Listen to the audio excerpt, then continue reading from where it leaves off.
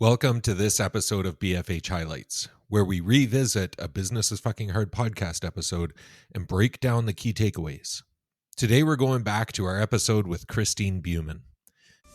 Hi there, I'm Trevor Koot, and this is Business is Fucking Hard, the podcast where business owners pull back the curtain and talk about the realities of owning a business. We'll hear their stories, learn some lessons, and have some fun along the way. Thanks for joining us.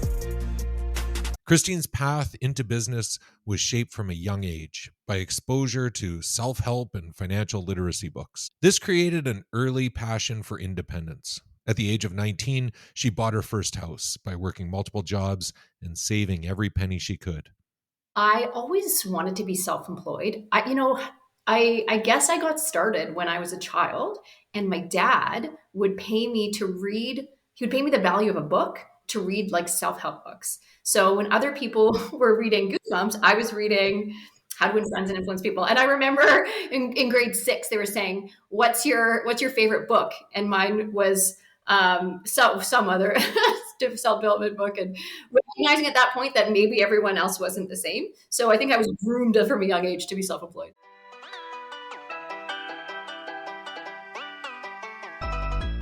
Though she had been very successful, money had not given Christine the freedom she was looking for.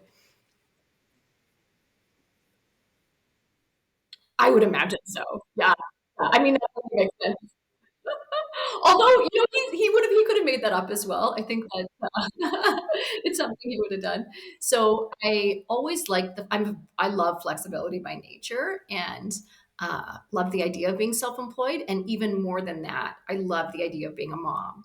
And so I love the idea that I could have control over my own destiny and also my own time, which kind of leads us into Instead of freedom through money, Christine found herself overwhelmed with tasks.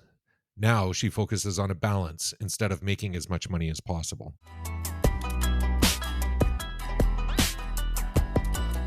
She also found challenges in working without the full force of a company. The other part of treating it like a business was super important to me. And so I actually just set up, going back to that transition, I just transitioned from being an employee to someone else to being an employee to myself. She approached her mortgage brokering career with discipline. She kept regular hours, budgeted for taxes, and hired professionals to help her out. Even as the only employee, thinking as a business owner set Christine up for success.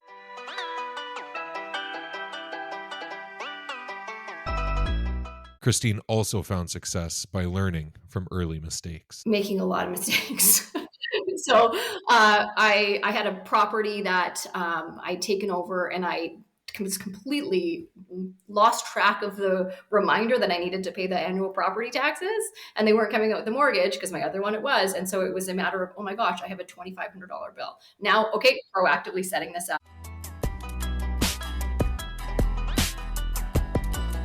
Mentorship also played a major role in learning for Christine. She told me about an early experience she had when reaching out for help.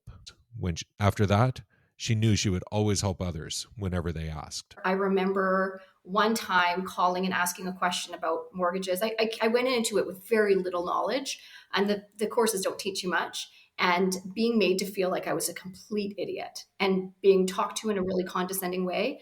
And I hung up the phone and I just sat at my desk and I cried. It was Friday. It was subject removal. I had to now call these clients back to say, like, there is no answer. And they were upset, and there was just so much emotions. And I just sat there, and I'll never forget just sitting there crying. And I promised myself that day that I would never, ever make anyone feel that way. And so I've actually received criticism in our industry of like, why do you give all away? I've got all the templates. I'm like, whatever you need, I'm there for you. For so many years, I would take calls from new brokers, whatever I need, whatever I could do to support them, because I never wanted anyone to feel the way that I felt in that same day. Christine found early that growth sometimes just means more work. Connection, autonomy, and purpose are far more important to her. I really started working on redefining what success was for me. And to me, I realized that it's relationships, it's connection, and it doesn't necessarily matter about the facade that we're putting on and how much volume. So in my world, it's how much volume you're putting through. If your net income is going to be considerably. She also holds her values close when growing her team.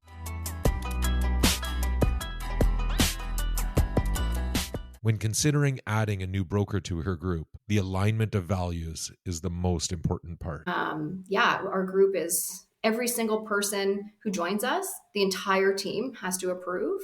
And we are very specifically designed for not only high producing, very experienced brokers, but also just really high quality humans.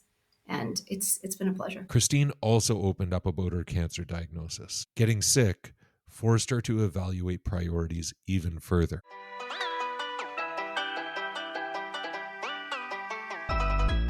One of the most important things for her was remembering her role as a leader and business owner. There are a tremendous amount of gifts that have come from it as well. And one of them, as the business owner, was that I had to step away from my business. I had to relinquish control 100%. And if you ever want to know what your why is and what's important to you, then having a diagnosis like that is an immediate realization. Throughout the treatment process, Christine was forced to rely on her team and reevaluate her role in the business and the business's role in her own life. But I think it's easy, especially now that I'm considered as a stage 4 cancer patient, it's easy to identify as a cancer patient and to do your life as if you're just doing cancer.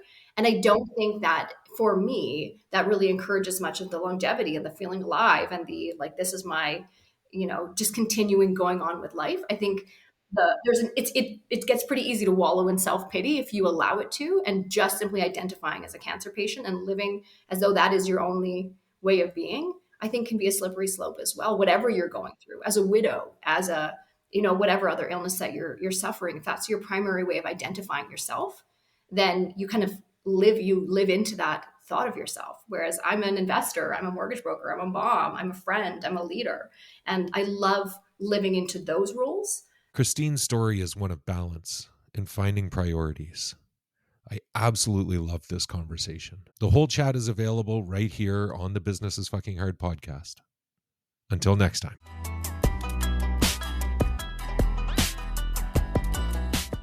Thank you for listening to this episode of BFH Highlights. Please remember that this show is meant to create community and share ideas in the business world. For advice specific to your business, talk to an expert in your industry. Please like and subscribe wherever you get your podcasts. Check us out on Instagram and LinkedIn, and invite others to do the same. This episode was hosted by me, Trevor Koot, and produced and edited by Alex Harris. Thanks for tuning in, and talk to you next time.